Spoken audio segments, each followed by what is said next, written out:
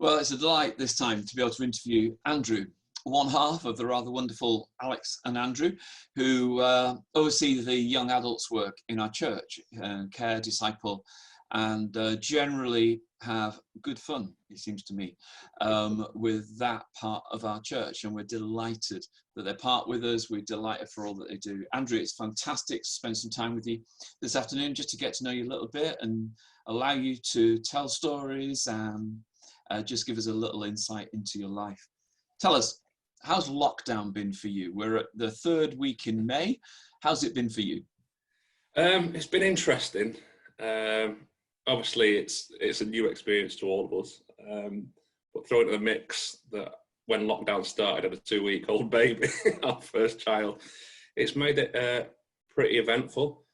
On the whole, I'm surprised how smoothly it's gone. I was to a friend the other day, I was like, I can't believe that I've got through all this time. Me and Alex haven't thrown any plates at each other. So not that we were out, but it's made me realise that I'm with the perfect partner, which is Ace. But raising a child in lockdown is really interesting, although I've obviously got nothing to compare it to previously. I don't know what would have been different. I'm blessed in the fact that I'm working from home, so I get to spend a lot more time with Dylan than I would have done if I was at the workplace. But at the same time, it's very, very intense, just the two of us raising a child and having family members who want to help and want to be part of that nearby, but not actually being able to kind of cross the threshold to give us that hand. In terms of kind of mental health, I mean, I've always had, I just got used to it. My life's been battling mental health issues. I've had mental health issues for a long time. And early days, it was a bit of a struggle on a personal level, purely because I've spent a lot of my life building kind of defense mechanisms and things that can help me, and routines and stuff like that I know when I'm struggling. And so that very early time when we were all locked away, and stuff that just suddenly became out of reach that would be usual go-to, just simple things like getting in touch with a friend and saying, do you want to go for a walk, do you want to go to the pub, do you want to do that, was just out of reach. And I had to kind of readdress that. But thankfully, over the last few years, my mental health's improved vastly through numerous different reasons, one of them being church. Meant that even though it was a struggle, and I still have rubbish days, I think everyone will have rubbish days in the situation with, I'm kind of doing all right. I've managed to refurb a kitchen with Alex, so come on. Fantastic. And, it'll be lovely to actually meet Dylan in the flesh when we can actually do that. I'm gutted. I'm gutted that he's not had. Gutted that he's not had that interaction at church, and we had that one Sunday we brought him, and there was a few people fighting over whether or not they could hold him. You managed to get in there. Always, it's the privilege of position. But yeah, so you grew up in church, didn't you? You're sort of in many ways. Your family were really involved in church. What was that like for you as a child yourself? At first, obviously, it was when I was very young. It was all I knew, and I thought it was normal. And then when I got to that age at primary school, when you realise that people can be quite nasty, I realised it wasn't normal, and I became the butt of a lot of jokes, which was tough. So sometimes you'd have to kind of, talking around ages between 7 and 11, pretend that, you dragged down, you hated every minute of it, but then actually on a Sunday you loved it. So those early years, it was kind of ups and downs. The kind of fellowship and the family, when you look back at it, is amazing. Because now I've got a child, I can look back and see what it must have been like for my parents, because my parents were from Liverpool and moved to Salford before I was born, just after my sister Erin, comes to our church, was born as well. I mean, they'd settled there, but the vast majority of people that were there that were helping my parents raise children were people from church, and just some of the most amazing people. So that was brilliant in terms of just meeting these people, a sense of belonging that's wider than what your actual biological family was brilliant. And I'm looking back at it now, I'm so grateful that I had that and got to meet these amazing people. Got to my teenage years, and typical teenager, your parents are heavily involved in church. It's embarrassing. Your mum's preaching and you don't want to listen to what your mum's saying because she talks to you all week anyway and tells you what to do. So towards the teenage years, I went through the motions. I basically used to get bribed to go to church at that point, which was, if you go to church all year, you can go to camp, and camp was everything was for me. Things kind of got a bit better, drifted away from my faith in terms of I kind of created a faith that I thought fitted my life rather than my life fitting in what my faith was. Realised I wasn't necessarily a Christian, I just knew all the answers. And then I became a Christian at a later time. And then unfortunately, it wasn't too far after that the church that I'd grown up in kind of self-imploded a little bit, as people will have experienced it themselves. Yeah. Let me just take you back a moment. So that sense of I wasn't really a Christian, I just knew all the answers, but then I became a Christian. Tell us what happened. What happened then? It was on that wonderful field in North Wales. So yeah, I knew all the answers. If anyone asked me a question, I could say it. My faith never waned in terms of believing that there was a God, believing Jesus was the Son of God and he died for my sins. All the kind of fundamentals there never kind of flinched or changed. It was parceled off in one side. It's like, I know that, but, and I went off and just did whatever I wanted and just lived a life that I just thought was fine. Sometimes when my conscience got the better of me, I could manipulate scriptures and stuff to kind of make myself feel better, but deep down, I knew that I was going through the motions. And then, 1 year at camp, I was a junior lead and I was at the front, and the evening meetings are brilliant and everyone gets whipped up into this kind of spiritual high that camp is. And I was there thinking I was brilliant and I was a great Christian and I was giving it all this. And a song came on, the worship band were doing a song and I was at the front and I was trying to sing it. And the words just physically wouldn't come out of my mouth. I tried so hard. It was like, at first, it's like, oh, I've got like a bit of air stuck in my throat. And you have a bit of a cough and you go, no. And you're like, no, seriously, the words aren't coming in. And I knew that it dawned on me that the words I was singing, I didn't believe. No, not necessarily believe. Like, I was being a hypocrite if I was singing that I did. I wasn't worshipping God in the way I should have been. It was all for show. It was false, basically. I talked to my leader afterwards, a guy called Rich Town, and a really lovely bloke. And it was at that point I was like, I'm not a Christian. I thought I was. I was saying, right, I'm not. And to be honest, Rich, I'm not really a nice person.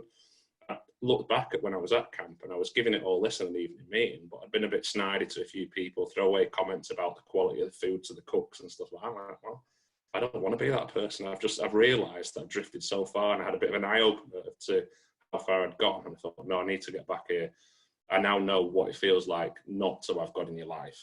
I want it back, kind of thing. I think it's really important because I'd grown up in a church family, God's always there. So I just assumed he was always there. Do you know what I mean? Hard to explain, but he was always there. And so I knew no different. But when I had that harsh reality of, whoa, this is what it's like when he's not, I need to do something about it. I want to go back to that because I'm a lot happier then. My life is a lot better. And I need to get myself sorted. It's an interesting reflection on what it feels like to grow up within a Christian framework, but actually that moment where you need to own it for yourself. Yeah. And in a similar sense, I suppose it wasn't that dissimilar in terms of church, was it? I mean, you'd grown up in church, but actually church became a little bit tricky when, as you said before, your church imploded a bit, or the church that you belonged to imploded a little bit. How difficult is it to find a church when you're in your 20s? What's going on in your mind at that point? What's going on? I think it's very interesting in that it could be very similar to what we're looking at now, which is the longer something goes on, the more you look back with more fondness about how perfect something was. I used to say this to when I was doing youth work to people about Peter Schmeichel at Man United, which was that Michael was like United's great goalkeeper, and they couldn't replace him for ages. And the longer it went on, they kept forgetting the mistakes that he ever made. And suddenly it was as though they had this goalkeeper that played 300 games for Man United and never conceded a goal, because you were looking back at fondness. And I think that was a trap that I fell into pretty quickly, to be honest, with church, which was I loved that church up to that point when it started to fall apart. So the first few outings going elsewhere and here, there and everywhere, it was just like, well, it's not as good as the last one. No. And that was, and then I went through the next stage, which was looking for something that would put me off that church. So I deliberately go there and look for weaknesses, because then that could justify me not going to it. And then I could fall back into this kind of routine that I'd got to, which was, I was a Christian, I had my faith, but I just didn't connect with churches, and I worked out ways that I think I could kind of bluff my way through. But it was, someone told me once, which was really interesting, which is that you need to just be looking at churches, like, and church and specifically coming together as communion, as a family, as like a packed lunch. If you wanted to climb Snowdon, you could do without your packed lunch, but it'd be a horrible journey. You'd make lots of mistakes, you'd be struggling, you'd get hungry, you need that desire. But if you had that kind of focus once a week, you can get that narrow path. And when it was, I'm a very visual learner, when that kind of came, I was like, no, I need this. And it took a while again. I started looking, but with more kind of focus on what I wanted. And there was stuff I tried, and there was stuff that just wasn't quite right, until thankfully I stumbled into Salford, Elim one day. Well, there's a bit of an irony, isn't it? Because here you are being employed, at least for part of your time, by a church. Yeah. So having put all these up. So essentially, I suppose the answer is you couldn't find a reason not to keep on coming. Was that what went on? Yeah, well, yeah. It's a mad story, really, how getting involved in Salford Elim came about. But Alex was working at Bury Church with Faye, and it was before I was the overall running camp, but I was heavily involved in putting camp together, and we were just recruiting young people. And Faye had said to Alex, "Oh, I go to this church. You might be interested in coming, and we've got a really good youth group." So Alex went, I think, for a couple of weeks. And she was coming back and saying, "Oh, I think you'll really like it. Honestly, I think you'll really like it." But I was just going, will I though, will I? And then we got invited to go to Roots by Morag to talk to the young people about camp. And it was just one of the most bizarre days. You couldn't script it, really. But I was at work and I got a call saying that a friend that I played darts with had a heart attack and died that day. So proper sucker punch, you know. It was a weird one. And I was on my way home and my phone rang while I was driving. Alex was in the car and she answered it and said that I'd ring back. And I just had this overwhelming feeling that it was really bad news. There was just something about it. And I was convinced it was bad news. So when we stopped at Lidl, I was like, I'm ringing my friend back straight away. And I knew it couldn't wait. And she said a friend of ours had been knocked off a bike and killed. So it was like 2 friends had died in one day. And then I was supposed to go to Roots about 2 hours later and say, God's great, why don't you come on holiday and worship him? And it was a real struggle to motivate myself to go. And I was like, do I need to go, should I go?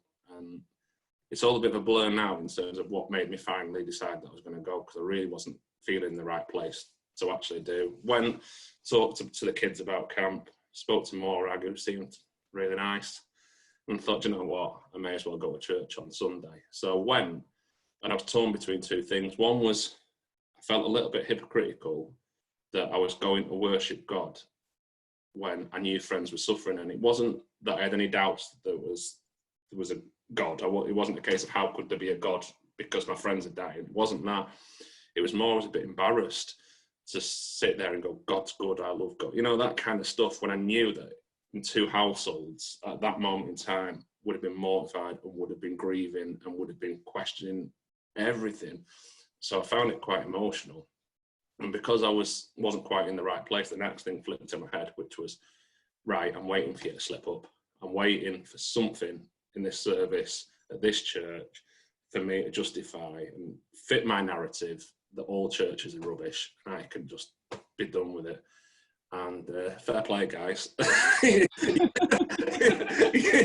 held it together. And no, there was something about it. I knew I was in the right place. It just held together. The structure of the service was perfect for me, but the journey that it took me on, it was like, I think the worship music, just like, I spent years going to different churches where, you know, like the worship music's on CDs, and I know like people are constrained by what they've got, and so I don't want to judge or criticise other things like that, but for me, worship music just gets me into that perfect place, and I think that we're extremely blessed in our church. It's some very, very, very talented people that can do that. And so when that kind of happened, and I went on that journey at that church, and I was like, I actually enjoyed that. I can't wait to go back next week. And I did, and I'm still waiting for you to annoy me, Neil. I try. Of course, I mean, it's brilliant, and we were, you know, just really delighted that you and Alex are part of us, and you are what you are. But of course, the life of faith and the life of church is there to enable you to live well. And as many of us would know, a big part of that is Salford Football Club. Yeah. We'll see in the background there, love football. I guess the rest of it is hate racism. It's love music, love football, hate racism. Yeah, and that's your workplace, isn't it? You're part of the admin there, and staff, and deeply involved. As we would think about praying for you in your work context, as well as a dad, as well as the work you do for us, what would we pray for you in your work context? It's an interesting one. It's because I've obviously been very blessed in ending up in a job that's a hobby or like an interest. So the problem with that, the side effect with that, is it can become very consuming and over-consuming. And I think the main prayer is that it doesn't become everything, and that I can focus on certain aspects, so I can focus on my family as well, you know, without just it all snowballing into one, which is very prevalent when your office place suddenly becomes a part of your house, as it is at the moment. So it's that kind of switch off, be able to focus. And then also, an interesting one is football's such an interesting world, and it's unlike any other business. And it's being able to kind of be a witness and not get dragged into it. I'm not saying it's an evil place or anything like that. It's nothing like anything I've ever experienced before in terms of how businesses run, how people interact, how people, you know, it's very cutthroat. If you think about like a player who can play with you for X amount of times and the contract runs, it's like, bye, you're gone. That kind of thing. That it's such an interesting place. So it's basically the wisdom. I'd like the wisdom to kind of be a witness in that, stand out in that, but also be able to kind of, it's hard to describe, but be a beacon in this situation. It's a bit hectic, so everything's going around like that in the world of football, but kind of be a constant that can be there for people. I try. And it's a great thing for us to pray. I know that one of the, you talked about that idea of football and being a hobby and being a workplace, and therefore it becomes all consuming. I know that perhaps Alex feared that when Dylan was going to be coming along, that might be a problem. But actually, it was a strange way for the Lord to answer a prayer, but football for the last 10 weeks or so has certainly... Well, I thought it was because we were planning a festival of Brexit, and I thought God said, I've got other plans for you guys. Andrew, thanks for your time. We want to pray for you, and we'd ask people to pray for you as a dad with a newborn, for you and Alex together as a couple, and for you in your workplace. Every workplace is a foreign country. Every workplace is a particular culture, and that idea of being a still centre, the beacon that sits at the heart of this context where you radiate something different and you act in different ways and you respond in different ways. That's a prayer not just for you, but for all of us. So bless you. Thanks ever so much, Andrew. It's been a pleasure. It's a pleasure. Cheers.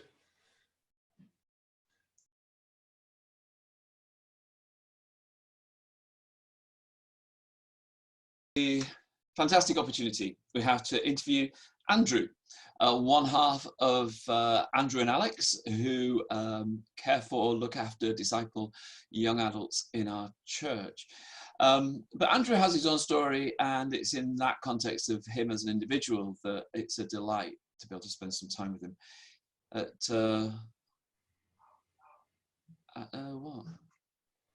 Maybe we'll start all of that again. I thought I heard a dog then. You did. Dog? You did hear a dog. Yes! Love it. Let's start again. Can I just fill my glass of water up?